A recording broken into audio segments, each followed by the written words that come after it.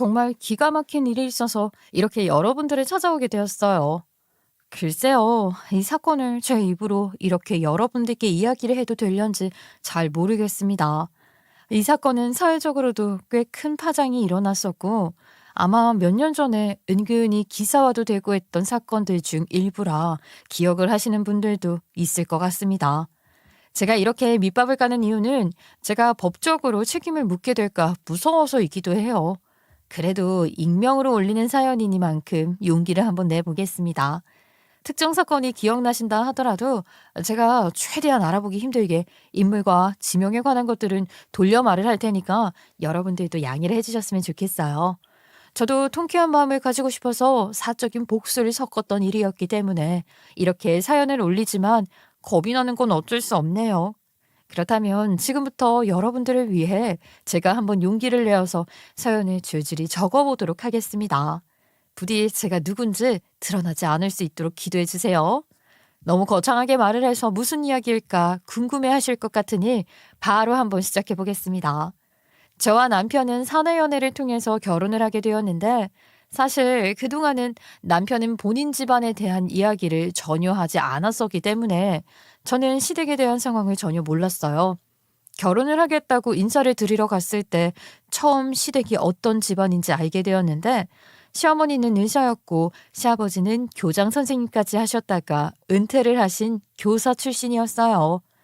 요즘 시대도 아니고 부모님 시대에 의사도 상당히 취향을 받는 직업이고 교사 또한 결혼 상대로 상당히 좋은 직업이었기에 두 분의 만남이 참 잘 어울렸어요. 의사인 시어머니는 본인 일에 대한 자부심이 엄청나게 대단하셨는데 사실 제가 의사여도 그 정도로 자부심을 가지지 않을 것 같을 정도로 좀 심하긴 했어요. 의사라는 직업을 평생의 업으로 지녔던 분이 몇십 년이 지난 지금까지도 그 프라이드에 취해서 지낸다는 게 어떻게 보면 대단하기도 했어요. 저랑 남편은 그저 평범한 회사원이었는데 시어머니는 본인의 아들이 전문직에 종사하지 않는 것을 조금 아쉬워했어요. 근데 저는 솔직히 남편 마음이 이해가 가더라고요. 평생을 교사인 아버지 밑에서 깐깐한 기준에 맞춰 살아왔고 의사인 어머니 밑에서 압박을 받으면서 살아왔으니 평범함에 목이 말랐을 법하죠.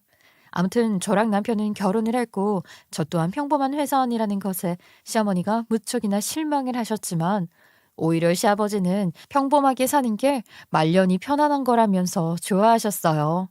시어머니가 저에게 핀잔을 주려 할 때마다 시아버지가 나서서 그러지 말라고 말씀을 해주시니까 저는 든든한 아군을 얻은 기분이라 좋았었습니다. 어쨌든 제가 하려던 이야기는 결혼 이야기가 아니라 우리 시어머니에 대한 이야기인데요. 우리 시어머니가 병원에서 오랜 시간 일을 한 만큼 단골 환자들도 많고 꽤 나름 유명했어요. 그러던 어느 날 시어머니가 저와 남편, 시아버지, 넷이서 밥을 먹는 자리에서 갑자기 개원을 하고 싶으시다면서 선언을 하셨어요. 내가 한 병원에서 오래 일을 했더니만 이제는 좀 재미가 없는 것 같고 그래. 환자들도 매번 똑같은 환자들만 보니까 다른 쪽 공부할 시간도 없고 말이야. 이 비인후과에서 할 일이 얼마나 많은데 매번 감기 환자들만 보고 있으니 아우 일도 질리고 해서 개원을 해보려고 해. 갑자기 개원을 하신다고요?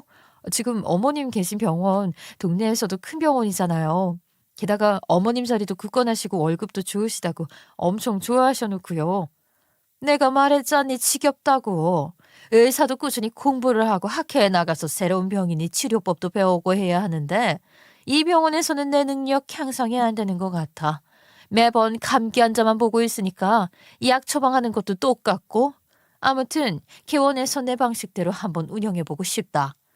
당연히 동네 병원에서 개인 진료를 하는 의사보다는 큰 물에서 놀아야 한다고 명예를 중요시하게 생각하시는 시어머니였기에 개원에 대한 생각은 전혀 없으실 거라고 생각했어요. 그런데 무슨 징조가 있었던 것도 아니고 뜬금없이 개원을 하신다고 하니까 저랑 남편이랑 둘 다 놀랐죠. 아니, 시아버지까지도 처음 듣는 소리였는지 놀라는 눈치셨어요. 사실 개원이라는 게 한두 푼 돈이 들어가는 것도 아니고 장비들부터 시작해서 병원 인테리어에 직원들까지 뽑아서 유지를 하려면 돈이 많이 들어가지 않나요? 시어머니는 동네에서도 꽤 큰 2차 병원에서 나름 원장직함을 달고 있었는데 사실 각 분야별로 원장이 한 분씩 있었기 때문에 그 자리가 대단한 자리는 아니었어요. 그래도 우리 시어머니는 큰 병원의 원장이라는 직함을 무척이나 자랑스럽게 생각하고 있었고, 그 네임밸류라고 하죠. 거기에 환장해 있는 사람이었어요. 본인을 상당히 대단한 사람이라 여기며 남들 앞에서 나 큰 병원에서 원장직 하고 있어 하고 자랑을 하고 다니던 사람이었죠. 게다가 시어머니는 이비인후과 쪽 진료를 보고 있었는데 호흡기 관련 질환이 많은 시기다 보니까 시어머니가 엄청 바쁘게 지내고 있었거든요. 갑자기 이런 상황에 개원을 하신다고 하니까 이상하긴 했었죠. 그리고 우리 시어머니 입버릇 같은 말이 있었는데 무조건 큰 물에서 놀아야 사람이 성장을 한다는 말이었어요. 본인의 동료들이나 후배들이 개원을 하겠다면서 일을 그만둘 때마다 시어머니는 입을 삐쭉 내밀고 저렇게 좁은 물에서 놀면 안 된다고 했었거든요.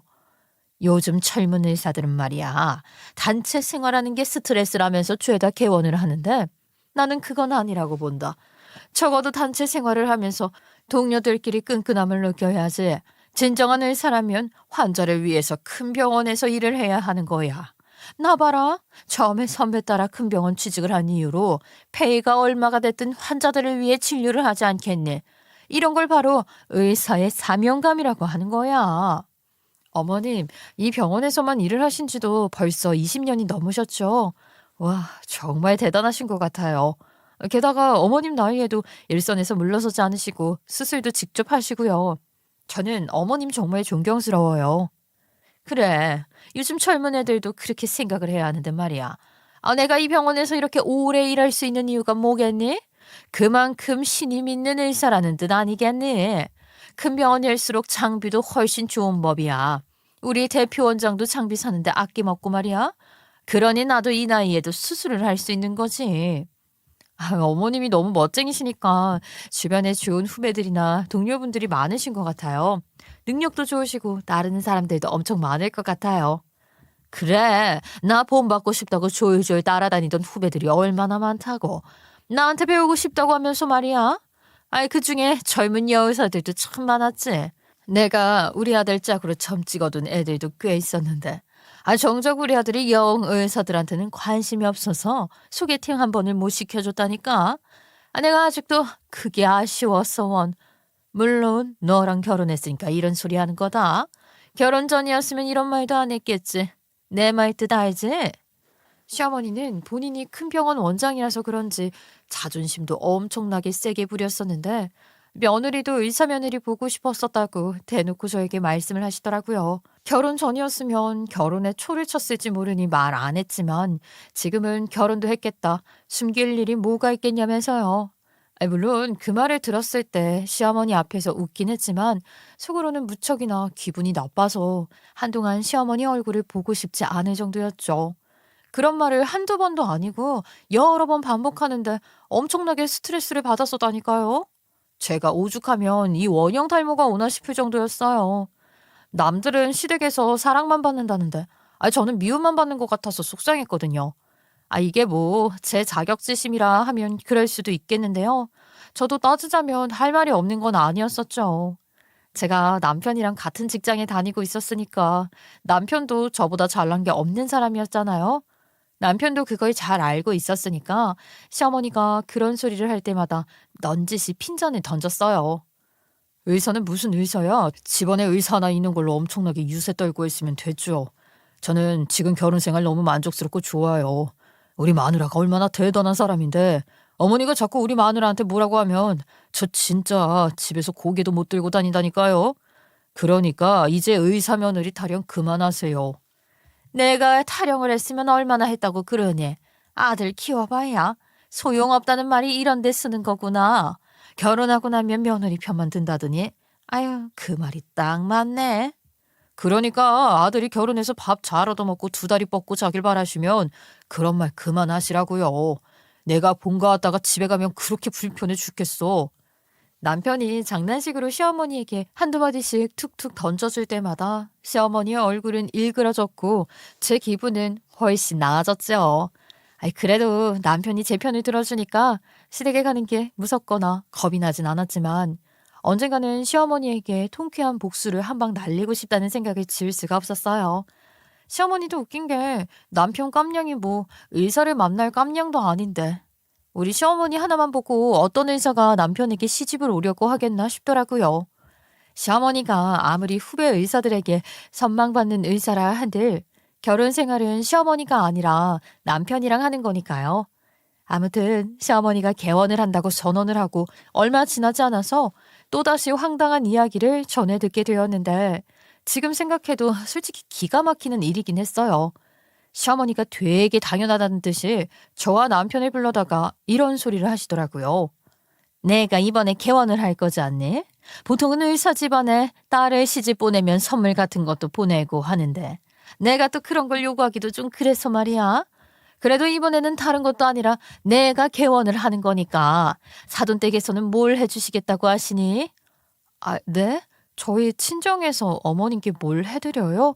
지금 말씀하시는 게 병원 개원하실 때 화환이라도 보내야 한다는 말씀을 하시는 거죠? 얘는 화환은 무슨 화환이야 촌스럽게. 의사 사돈이 있으면 당연히 오고 가는 게 있어야 하는 거 아니니? 화환은 선물은 아니지. 선물을 준비해 와라 이거야. 적어도 공기청정기 같은 건 해와야 하지 않겠니? 요즘 병원에 공기청정기는 필수라고 하더라.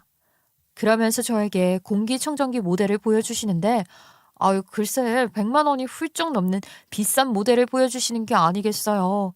놀라서 눈을 크게 뜨고 시어머니를 바라보았죠. 글쎄 시어머니는 이 정도가 뭐가 대수냐는 식으로 저에게 이 정도 성의는 당연히 보여주어야 하는 거라고 말을 했어요. 아니 누가 성의로 100만 원이 넘는 모델을 선물하냐고요. 저희 친정집이 뭐 잘 사는 집이라면 제가 말을 안 하겠는데 저희 친정이 돈이 넘치는 집도 아니거든요. 이쯤에서 저희 친정 이야기를 좀 해보자면 저희 집은 방앗간을 운영하고 있었는데 꽤 오랜 시간 전통적인 방법으로다가 운영을 해오셨었어요. 유명하거나 인기가 있는 떡집은 아니었지만 나름 한자리에서 꾸준히 전통을 지켜가면서 유지를 해오셨기 때문에 단골들이 무척이나 많은 떡집이었죠. 저희 할머니께서 처음 떡집 문을 여신 이후로 며느리인 저희 어머니께서 물려받아 오랜 시간 정승처럼 자리를 지키고 계셨어요. 저희 부모님께서는 떡집을 운영하시면서 돈을 벌기 위해 장사를 하는 것도 물론 있지만 대대손손 이어온 전통적인 떡집을 명예롭게 유지하시는 데 더 힘을 쓰셨어요. 떡도 요즘은 기계가 전부 뽑아주고 맺히기도 해주고 하지만 전통적인 방법을 고수하시며 일일이 수작업을 해서 뽑으셨어요. 물론 그 때문에 몸이 성치 않아서 병원 신세도 져야 하고 힘에 부친다고 몇 번이나 떡집을 쉬어야겠다 하셨지만 그래도 고집만큼은 꺾지 않으셨어요. 떡집의 문을 닫는 그날까지 전통을 잊지 않으시겠다고 하셨죠. 아무튼 저희 부모님께서는 떡이 남으면 고아원에 기부도 하시고 남들을 위해 봉사도 열심히 하셨고요. 떼돈을 벌어야겠다는 생각은 별로 하지 않으셨어요. 생계가 유지될 정도면 충분하다 생각하셨죠. 만약 돈을 벌고 싶었다면 요즘 유행하는 퓨전떡을 만들어서 파셨을 텐데 그런 것도 전혀 시도하지 않으셨거든요. 그렇기 때문에 친정 형편이 늘 넉넉했던 것은 아니었는데 시어머니가 원하는 100만 원이 넘는 공기청정기가 별거 아니게 여겨질지 모르겠지만 저희 부모님께서는 아니었다 이 말입니다. 저는 당연히 시어머니가 얼토당토 안 한 걸 요구한다고 생각을 했기 때문에 친정 부모님께 이 사실을 알리지 않았어요. 그랬더니 노망이 난 건지 이놈의 시어머니가 글쎄 직접 저희 친정 부모님께 연락을 했지 뭐예요. 예, 사돈, 며느리한테 말을 전해 들으셨을지 모르겠지만 감감무소식이라 제가 이렇게 직접 연락을 드리네요. 제가 이번에 병원을 개원하거든요. 오랜 시간 한 병원에만 묶여 있었더니 제 능력이 점점 떨어지는 것 같아서요. 아, 네네. 축하의 말씀 감사하고요. 말씀보다는 성의를 조금 보여주셨으면 좋겠는데. 친정 어머니께서 저에게 직접 연락이 오셔서는 시어머니에게 전화가 왔다는 내용을 알려주지 않으셨더라면 아마 저는 꿈에도 생각지 못했을 거예요. 예, 사돈 어른이 나한테 전화 와서는 개원하는데 성의 표시를 해달라고 하시더라. 내가 뭘 준비해야 성의가 있게 보이려나? 떡이라도 좀 해다 드릴까? 우리 시어머니가 엄마한테 직접 전화를 해서 성의를 보여달라고 했다고? 그게 진짜야? 아, 그런 소리까지 대놓고 하실 줄은 꿈에도 몰랐네. 아니야, 엄마, 그런 거 신경 쓰지 마. 나랑 남편이 알아서 준비할 테니까 걱정은 넣어두세요. 그런 시어머니의 행동이 진짜로 어이가 없었죠. 결혼을 한다고 했을 때 저희 집은 뭘 하냐고 물어보셔서 떡집을 운영하고 있다고 말씀을 드렸었거든요. 그때 정말 난색을 표하면서 떡집? 방앗간을 말하는 거니? 하시며 우리 형편을 무시할 때는 언제고 자기가 필요할 때는 떡집이라도 운영하는 사돈을 찾는 게 웃기잖아요.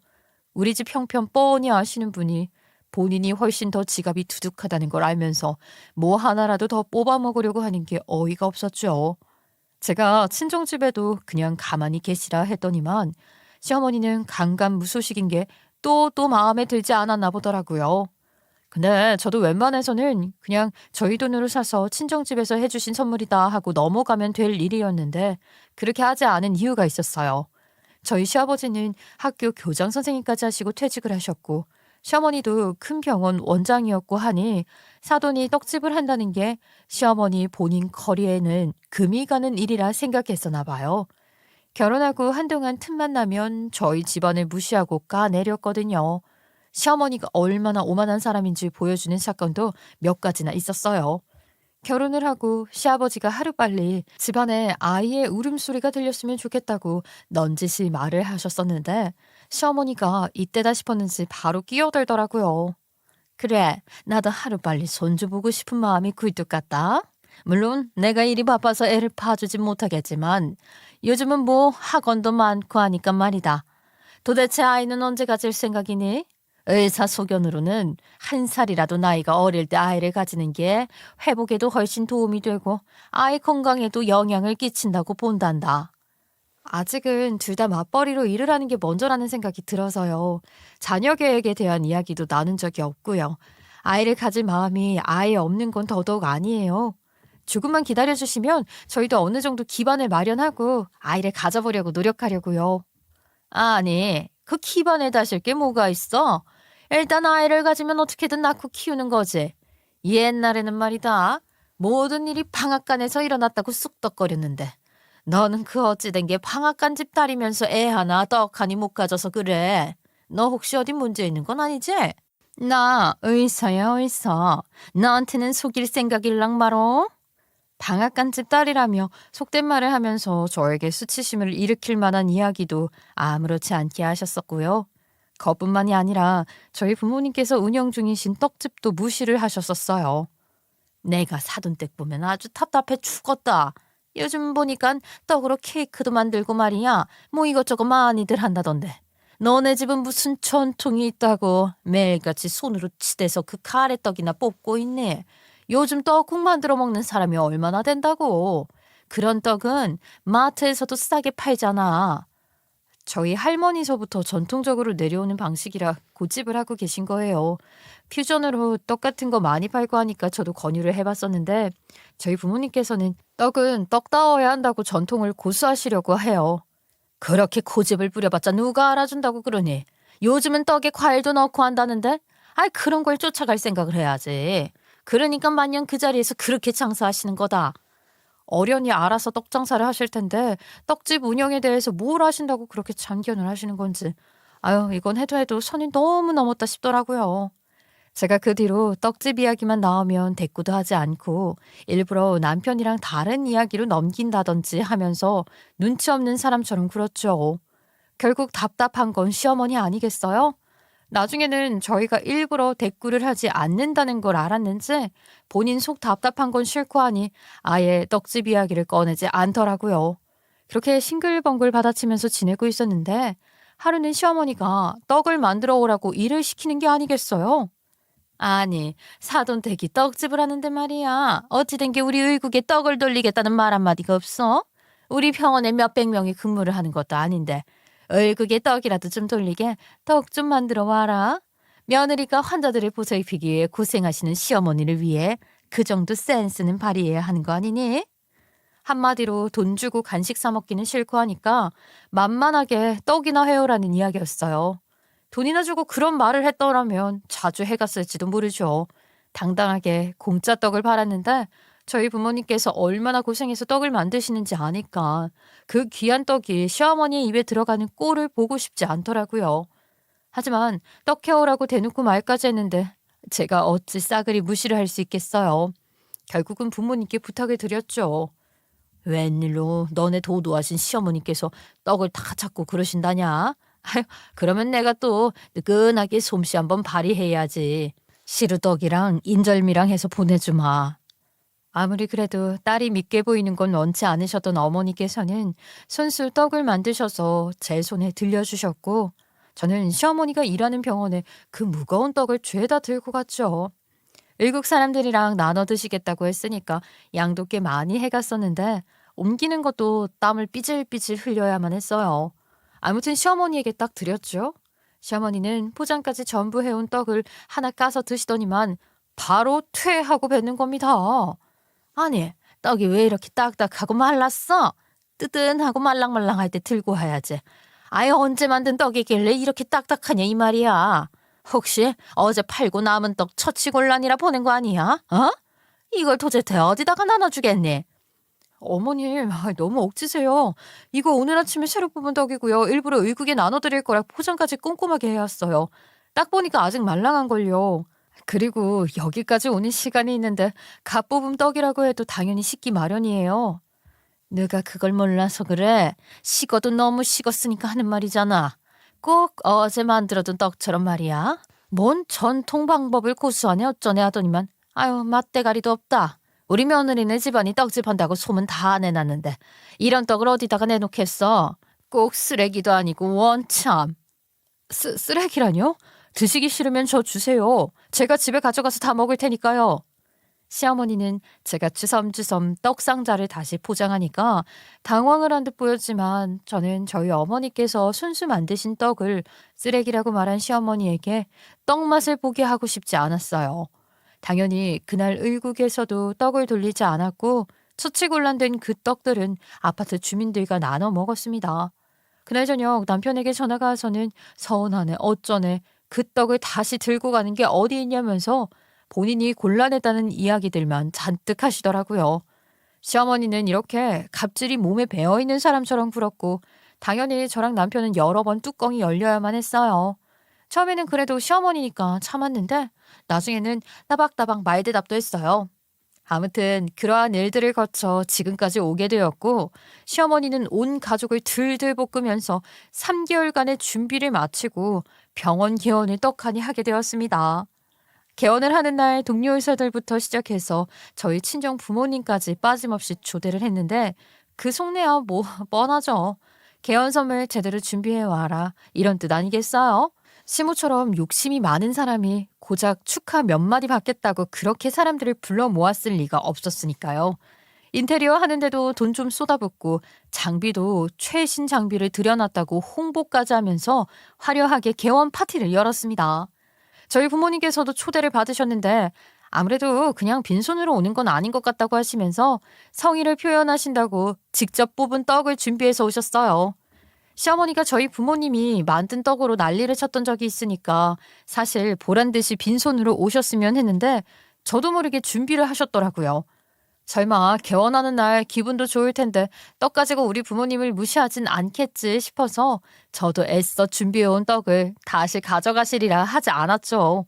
그런데 이 떡이라는 게 압축을 해놓은 거다 보니까 무게가 또 장난이 아니거든요. 저희 부모님께서는 나이가 있으시니 운전을 잘 하지 않으셨어요.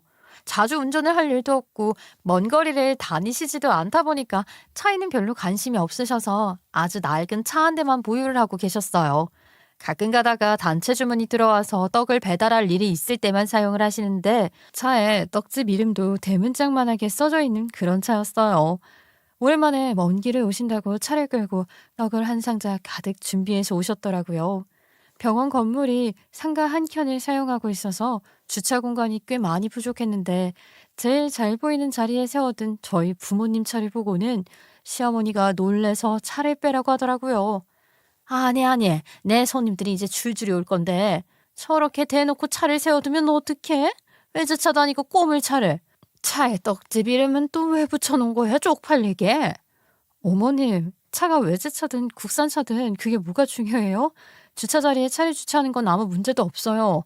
그리고 공간도 부족해서 지금 차 빼면 둘 곳도 없고요. 내 친구들이 전부 삐까뻔쩍한 외제차를 끌고 올 건데 얼마나 비교가 되겠네. 외제차들 사이에 저 고물 차 있는 게 쪽팔린다고. 얼른 차 빼. 떡을 한아름 쥐고 올라오셨던 저희 부모님께서는 시어머니의 그 소리를 듣고 황당해하시며 떡 상자를 들고 문 앞에 서서 어쩔 줄 몰라 하시더라고요. 떡 상자에는 떡집 이름까지 크게 새겨져 있었는데 그것조차 못마땅하신 건지 인상을 팍팍 쓰면서 저희 부모님께 그러시더라고요. 아이, 지금 그걸 성이라고 가지고 오신 거예요. 제가 분명히 공기청정기 모델까지 보내드린 걸로 알고 있는데 아무리 그래도 그렇지. 아휴, 어떻게 떡을 들고 와요? 시어머니가 궁시렁거리고 있는데 시어머니 친구로 보이는 어떤 분이 와서는 떡 상자를 보면서 떡이냐고 먹어도 되는 거냐고 물어보셨어요.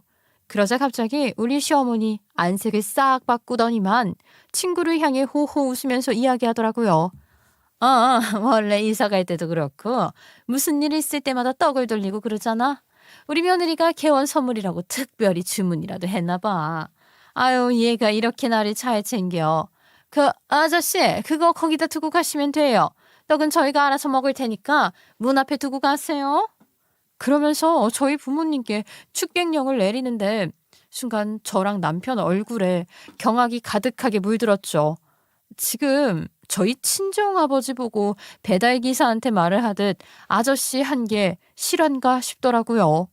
아무리 본인이 의사인 걸 자랑스럽게 여기고 남을 깔보고 무시하는 사람이라 하지만 사돈에게 아저씨가 뭐예요, 아저씨가? 이게 말이 되는 소리인가요?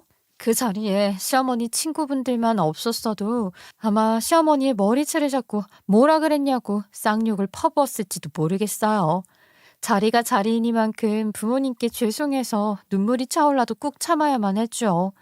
제가 여기서 무리를 일으키면 저희 부모님 얼굴에도 먹칠을 하는 거나 다름없었으니까요.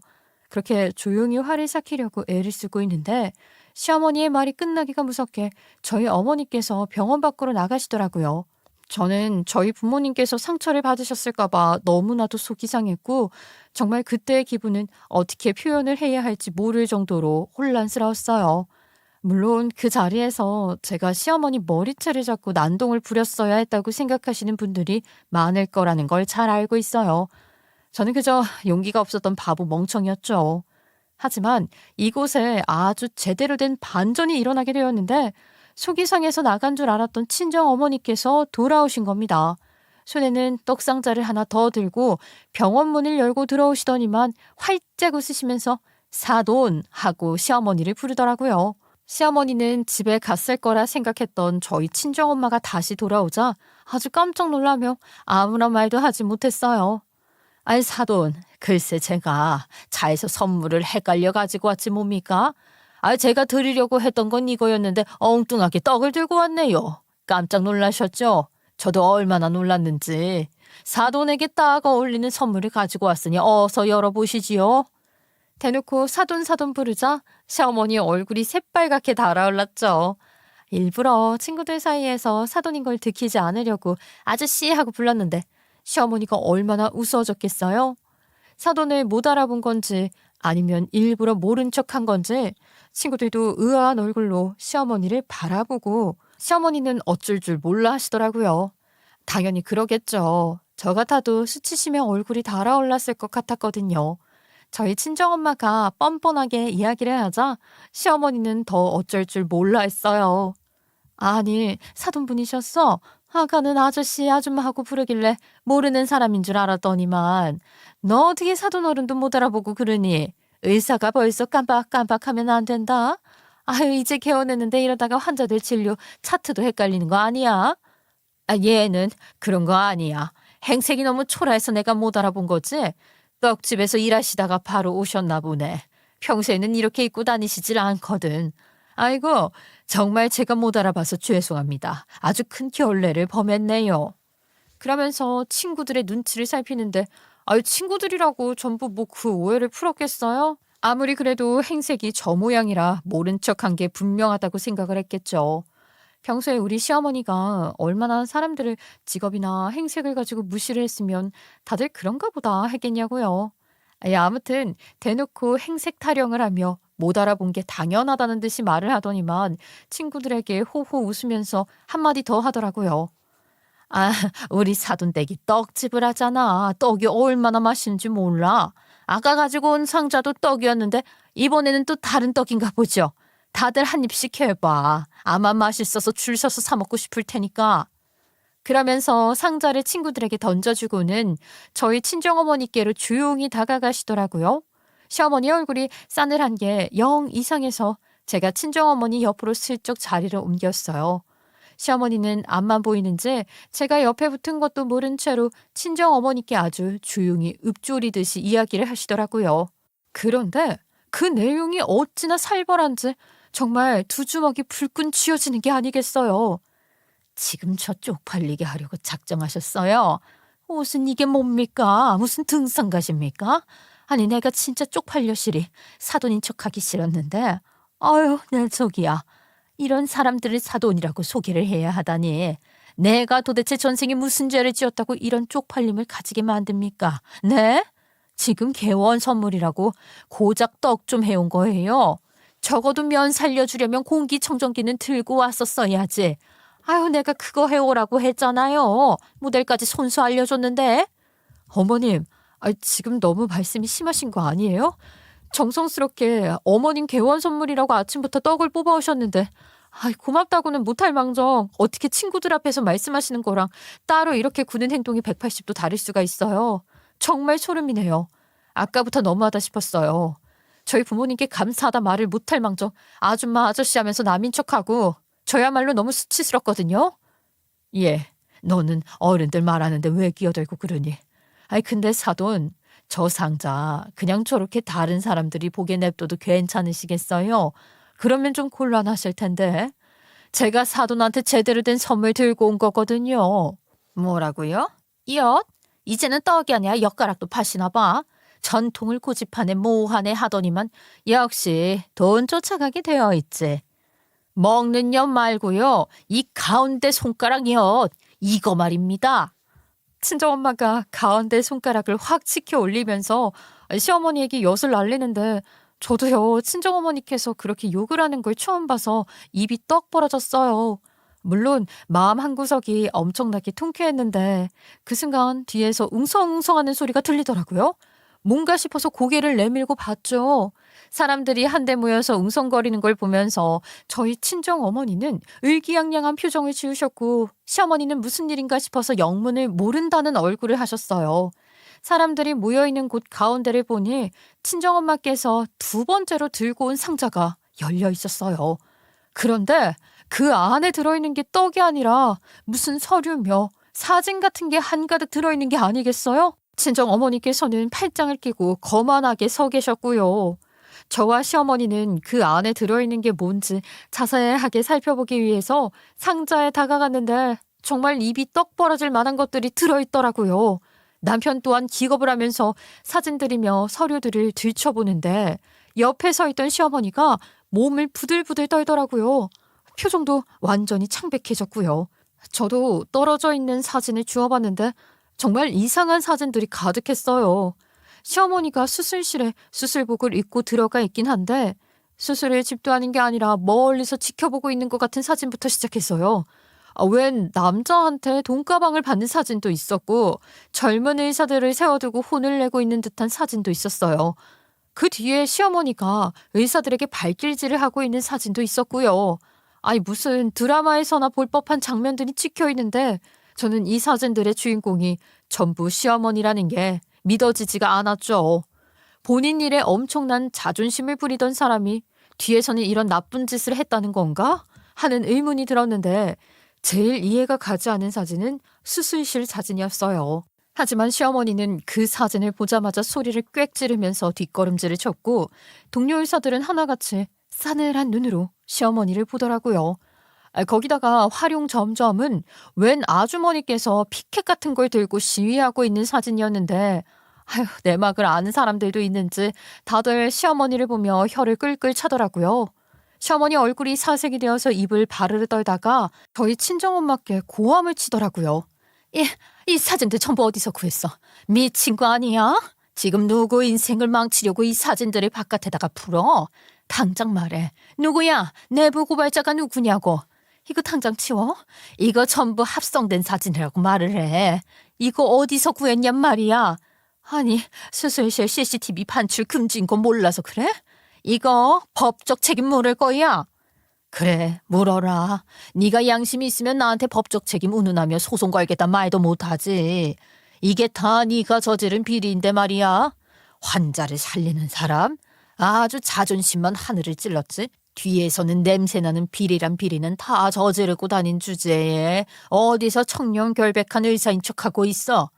뭐가 어쩌겠지. 이거 탐모함이야?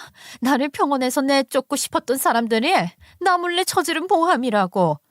얼씨구나.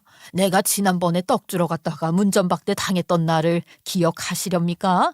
내가 그날 문전박대 안 했으면 이런 기회도 못 잡았지. 아휴, 이게 다 당신이 벌인 일이야. 친정엄마는 아주 의기양양하게 이야기를 하기 시작했어요. 시어머니가 가끔 저에게 며느리네가 떡집을 하는데 떡이라도 돌리라 하지 않았겠어요? 한번 저희 떡을 가지고 쓰레기내 모내한 이후에 제가 그런 부탁은 들은 척도 하지 않았고 을국에 단 한 번도 떡을 돌리러 간 적이 없었어요. 하지만 우리 시어머니가 어떤 인간입니까? 제가 들은 척도 하지 않으니까 일부러 저희 친정어머니께 연락을 해서 직접 떡을 좀 가져달라고 말을 한 거죠. 딸이 구박받는 모습은 죽어도 보기 싫었던 어머니께서는 떡을 준비해서 을국에 가져다 드리러 갔었고요. 저는 당연히 꿈에도 몰랐죠. 친정어머니께서도 제가 속상해할까봐 저에게 말을 하지 않고 직접 배달을 하러 가신 것이었으니까요. 아무튼 친정엄마는 딸을 생각해서 떡을 주러 갔다가 문전박대를 당했던 것이었습니다. 시어머니는 떡이 먹고 싶어서가 아니라 문전박대를 하고 싶어서 저희 친정엄마께 떡을 해오라고 시킨 것이었고요. 아유, 얼마나 이 심보가 고약한 사람입니까? 그런 수모를 당하면서도 친정엄마는 저를 생각하고 계셨던 거예요. 저희 집안을 무시하는 게 일상인 시어머니를 위해 그런 짓을 하다니 너무나도 마음이 아팠죠. 게다가 제가 그런 일을 겪으면 기가 죽거나 주눅이 들어야 하는데 그러면 그럴수록 무슨 잡초처럼 더 일어서니까 시어머니는 눈꼴이 시렸던 거죠. 더 짓밟아서 길을 못 펴게 만들어야지 이게 목표인 사람처럼 굴었고요. 그러면 그럴수록 저랑 남편의 사이는 더욱 단단해졌고 그 꼴 또한 꼴사나워 있어요. 아무튼 엄마는 애써 만든 떡을 힘들게 가지고 갔는데 문전박대를 당했으니 얼마나 열이 받았겠어요? 태학병원도 아니고 고작 동네 2차 병원이면서 그거 되게 으스댄다고 생각을 하셨대요. 근데 글쎄 하늘이 저를 도운 건지 뭔지 병원 입구 앞에서 피켓을 들고 1인 시위를 하는 아주머니가 경비들이랑 실랑이를 벌이고 있더라고요. 왠지 문전박대 당한 내 처지 같아서 내가 떡을 좀 나눠줬습니다. 그 아주머니가 나를 붙잡고 넋두리를 하더라고요. 경비들이랑 싸우는 아주머니가 불쌍해서 떡을 드리고 가볍게 스몰 토크를 나누게 되었대요. 그랬더니 그 아주머니가 하는 말이 가관이라답니다. 아니, 우리 아들이 이 병원에서 이비인후과 비강 수술이라는 걸 받았어요. 동네 개인 병원에서도 할 수 있는 수술인데 그래도 큰 병원 와서 하자고 졸랐지 내가. 아무래도 큰 병원이 장비도 좋고 의사 실력도 좋을 거 아니야. 내가 원장이라는 사람 직접 찾아가서 수술을 부탁했다고. 근데 글쎄 우리 애 수술이 잘못된 거예요. 어머나, 의료사고가 났다는 거예요? 아이고, 간단한 수술이라면서 왜 그런 사고가 났대요? 내 말이 그 말입니다. 뭘 했길래 사고가 났냐? 그 CCTV 좀 보여달라 졸랐는데 죽어도 안 된다지 뭡니까? 우리 아들 코에 염증은 가라앉지도 않고 보상을 해달라고 했더니만 병원에서는 보상 못 해준다고 하고 그러면 재수술이라도 시켜달라고 하니까 자기네들은 잘못한 거 없다고 우리 아들의 살성이 문제지 수술이 잘못된 게 아니라서 재수술도 못 해주겠다는 겁니다. 글쎄 아주 발뺌을 해대는데 아이고 해도 너무하네. 코를 그렇게 망가뜨려 놨으면 어떻게든 다시 회복을 시킬 생각을 해야지. 그런 나쁜 놈들이 의사란 직함을 달고 있다고요. 내가요 정말 속상해서 그래도 여기가 큰 병원이잖소. 건물도 통째로 쓰고 의사도 여럿 있고 이런 병원을 상대로 내가 어찌 소송을 걸겠어요? 돈도 없고 어쩔 수 없이 내가 보상이라도 받아보고자 이렇게 피켓을 들고 1인 시위를 하고 있어요. 아는 사람이라도 있으면 참 좋을 텐데. 그 순간 친정엄마는 시어머니 생각이 떡하니 나더래요. 그래도 의사니까 뭔가 보상이나 해결해줄 방법이 있지 않을까 싶었대요. 엄마는 어느 의사한테 수술을 받은 거냐고 별 생각 없이 물어봤는데 글쎄 그 아줌마가 우리 시어머니 이름을 떡하니 말하더랍니다. 수술 경력도 오래됐다고 해서 믿었는데 간단한 수술이라더니 요 코로 숨도 못 쉬어요. 코피가 안 멈춰서 이걸 어쩌면 좋아. 친정 어머니 심성이 또 여리고 착하신지라 그냥 넘어가기에는 그 아줌마네 집안 형편 이야기도 듣고 해서 영 마음이 쓰이더래요. 그래도 사돈이니까 이야기는 해봐도 되지 않을까 싶어서 큰맘 먹고 다시 한번 의국으로 발걸음을 돌리게 된 거죠. 그런데 그때 우리 시어머니가 진료를 보는 방 앞이 엄청나게 시끄럽더래요. 환자들은 코빼기도 안 보이고 시어머니가 고함치는 소리만 마구마구 들리더래요. 무슨 일이 생겨도 단단히 생겼구나 싶은 마음에 슬쩍 유리문 사이로 엿보기를 시작했는데 글쎄 시어머니가 후배 의사 몇 명을 한 줄로 세워두고는 발길질을 하고 있더랍니다. 언제까지 저 앞에서 시위하고 있는 옆편 애를 놔둘 생각이야? 누구 하나 덤튀기 쓰고 잘못했다고 빌던가. 곤란하게 저게 무슨 짓이냐고. 당장 치워. 그러면서 발로 후배 의사들을 차기 시작하는데 친정어머니께서는 놀래서 몰래 영상을 찍어주신 거죠. 가슴이 새가슴 마냥 콩알만해졌대요. 그러고 재빨리 몸을 숨겼는데 시어머니 방에서 나온 의사들이 시어머니 뒷담화하는 걸 듣고 만 거죠. 실력도 없고 오랜 시간 한 자리 차지했다고 저러는 꼴이 우습다고요. 알코올 중독으로 손까지 떠는 거 알고 있지? 이번 의료사고도 그래서 난 거잖아. 이제는 수술도 후배들한테 대리수술 맡기는 주제. 빨리 그만뒀으면 좋겠어. 진짜 저런 인간을 원장이라고 모시고 살아야 하는 게 극한 직업이다. 대리수술하는 거 쪽팔리지도 않나? 나 같으면 은퇴했다. 그 말에 친정엄마가 염치를 불구하고 쫓아가서는 무슨 소리냐고 물어보니까 후배 의사들도 아차 싶었는지 입을 싹 다물더래요. 그 뒤로 개원을 준비하네 뭐하네 하는 동안 친정엄마는 의사들을 줄기차게 쫓아다니면서 제발 진실을 알려달라고 졸라고 결국에는 알아낸 거죠. 시어머니가 그 1인 시위를 하던 아줌마 사건 말이죠. 본인이 손을 떨어서 신경을 잘못 건드려서 염증이 난 건데요. 후배 의사에게 덮어 씌우기까지 했다는 사실을 알게 된 겁니다. 결국 그 후배 의사는 병원에서 쫓겨나게 되었다는 것까지 알게 되었고 그 후배 의사를 찾아간 친정엄마는 며칠을 빌고 빌어서 진실을 확인사살했대요. 시어머니가 알코올 의존도가 높아서 손을 떨어서 간단한 봉합수술조차 하지 못하는 상태라는 것을요. 그래서 본인이 수술을 하는 척하면서 후배 의사들에게 수술을 맡기고 본인은 뒤에서 구경을 하고 있던 CCTV 화면이 있었던 겁니다. 거기다가 그 병원이 대학병원도 아니고 2차 병원이다 보니까 개인 병원이나 다름없지 않겠어요. 그러니 비리가 그렇게나 많았던 겁니다. 의료 장비를 들여다주는 조건으로 의료 장비 브로커에게 뒷돈까지 받고 있었던 거죠. 시어머니가 돈가방을 받은 사진도 그래서 찍힌 것이었고요. 그런데 꼬리가 길면 잡히는 법 아니겠어요? 암암리에 소문이 다 돌았으니까 시어머니가 더 이상 해먹다가는 큰일 나겠다 싶어서 꼬리를 자르려고 이렇게 개원을 하게 된 것이었어요. 개인 병원에서는 딱히 수술을 하지 않아도 되니까 티가 날 일도 없었고요. 친정엄마는 이 모든 사실을 알게 되어 자료를 혼자서 방방 곳곳을 돌아다니며 수집을 했고 시어머니가 병원을 그만두자마자 시어머니에게 반감을 가졌던 의사들을 찾아갔대요. 진실을 밝혀야 한다고 백방으로 나선 결과 수술실 사진까지 어렵게 얻어낼 수 있었던 겁니다. 의사로서의 사명을 가진 사람들이 양심을 가지고 건네준 거지요.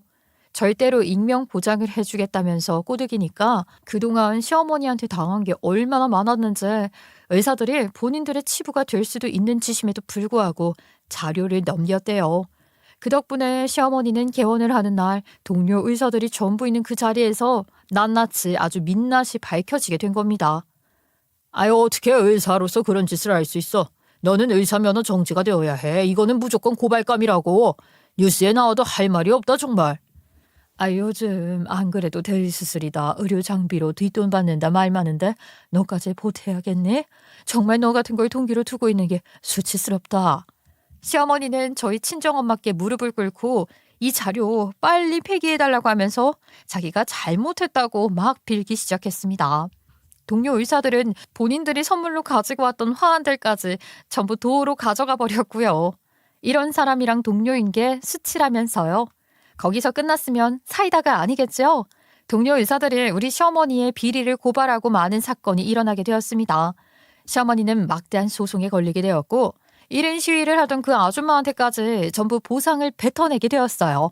대리 수술에 뒷돈 받은 거, 후배들에게 갑질한 거 모두 밝혀지면서 개원하고 하루도 문을 열지 못한 채로 시어머니 병원은 문을 닫게 되었습니다. 의사 면허가 정지됐거든요. 그런 일을 저지르고 고발까지 당했는데 정지가 안 된다면 이것 또한 큰 파장이 일어났겠죠. 시어머니는 우리 집에 찾아와서 당장 자기 아들이랑 이혼하라며 가족에게 칼을 꽂았다며 난리를 쳤어요. 네가 내 등에 칼을 꽂아놓고도 감히 우리 아들이랑 결혼 생활을 유지하려고 해. 너같이 염치 없는 년은 또 처음 봤다. 너 당장 이혼해. 넌 며느리로 인정 못해. 도대체 어디 와서 행패를 부립니까? 그런 파렴치한 짓을 해놓고 누구한테 화를 내는 거냐고요. 아이 엄마 얼굴이야말로 두 번 다시는 보고 싶지 않아요. 사람을 살리겠다는 일세가 어디 도둑깡패보다 못한 짓을. 수치스럽다고요. 남편은 시어머니에게 축객령을 내렸고 그 뒤로 시어머니가 찾아와도 문을 열어주지 않고 연락도 받지 않기 시작했어요. 시아버지 또한 이 사실을 전혀 모르고 있다가 알게 된 터라 화가 많이 나셨고요. 우리 시아버지는 청렴 결백의 표본이거든요. 학교 교장 선생님까지 할 정도로 아이들을 사랑하고 올바른 교육자의 길만 걸으셨는데 마누라가 비리 천국 아니겠어요? 바로 이 사실을 알고는 이혼하겠다 하시더라고요. 시어머니는 매일같이 울면서 버티고 잘못을 빌었지만 결국에는 모든 걸 한순간에 잃어버린 채 시아버지에게 이혼까지 당하고 집에서 쫓겨나셨습니다. 의사 면허도 정지된 마당에 어디서 뭐하고 사는지 모르겠지만 지금이라도 정신 차리고 여태까지 저지른 악행을 자제하면 살았으면 좋겠네요. 저는 이런 시어머니처럼은 살지 않도록 평생 다짐하면서 살려고 합니다. 누워서 침 뱉는 가족 이야기지만 제 기가 막힌 이야기 끝까지 경청해 주셔서 감사합니다.